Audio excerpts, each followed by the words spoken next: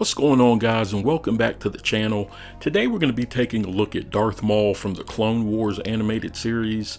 This is a new release by Hot Toys. It's been out for I think about a week and a half or 2 weeks or so. So prior to this figure being released, I noticed that some of the photos they showed caused a little bit of controversy in the community.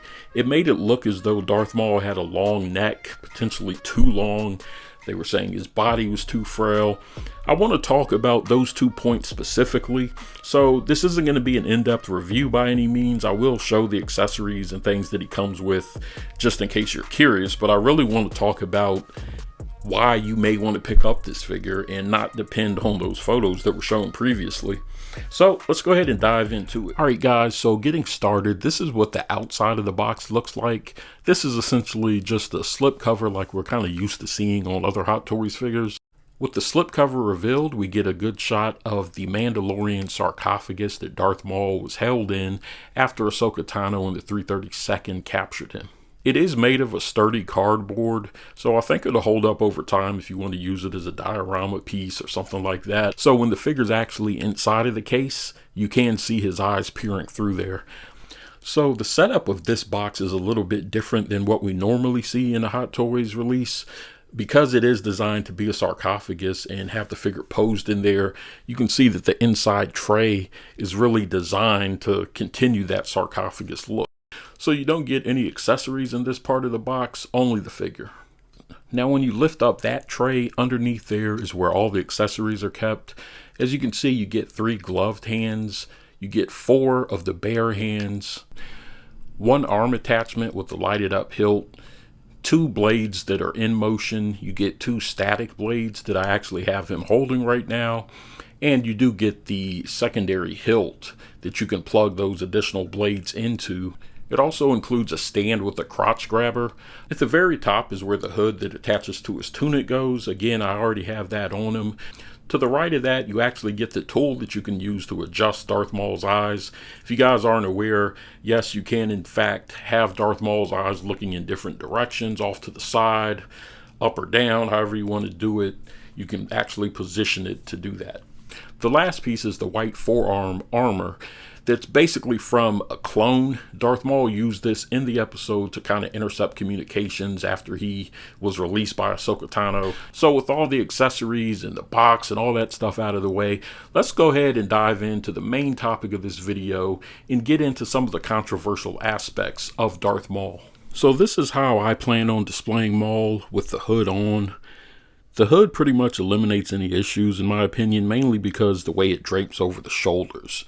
It helps kind of hide the neck. Before we go any further, let me just say that this, as with any piece of art, because let's be honest, that's really what this is, it's subjective. So what I like, you may not like. You may think the figure is trash, and that's fine. Don't buy it. This video is more for those that are on the fence and have concerns about certain features, but also have a genuine interest in buying it. So with that said, let's start out by taking a look at one of the main things that I've seen people complain about, the neck. Alright, so I went ahead and took the hood off now so you can get a better look at the neck. One of the issues that I saw was that the photos that were released of Maul, it was really just the lower part of his jaw sort of blended into the neck. With both being black, you really need proper lighting or to see it in person to get a better view of it. But some of the photos that were shown didn't do a great job of isolating the jawline from the neck, so it kind of all blended together, making the neck look longer than what it actually is. Now, let's also remember that this version of Maul is based on the animated show, so with that said, how do you think the two compare? You can see that the neck is pretty accurate to the show, but again, you be the judge. The next thing that I'll address are the single jointed elbows. This was a decision made primarily so that Maul would look better when he was shirtless. I don't plan on displaying them like this, and honestly, I would have preferred double jointed elbows. However, I haven't ran into any issues posing them in all the different photos I've taken, so this isn't really a huge concern for me, but definitely something to be aware of. And finally, let's talk about Maul's body, more specifically the upper torso and arms. He definitely skipped a few days at the gym, but if you aren't displaying him shirtless, this really doesn't even matter. Had they designed him with the tunic non-removable, nobody would even be talking about this. I mean, how many figures do you own that use padding and fat suits underneath to add bulk? Probably quite a few. but it's not an issue because you won't be displaying them bare-chested. Now, to be fair, Hot Toys did choose to make the shirtless option a thing, so a case could be made that they should have focused more on making that particular look more muscular. But let's take another look at the source material. In the show, Maul isn't a huge guy. He's slim and athletic, which lends to his acrobatic fighting style. So with all that said, I think Hot Toys did a pretty good job with this figure.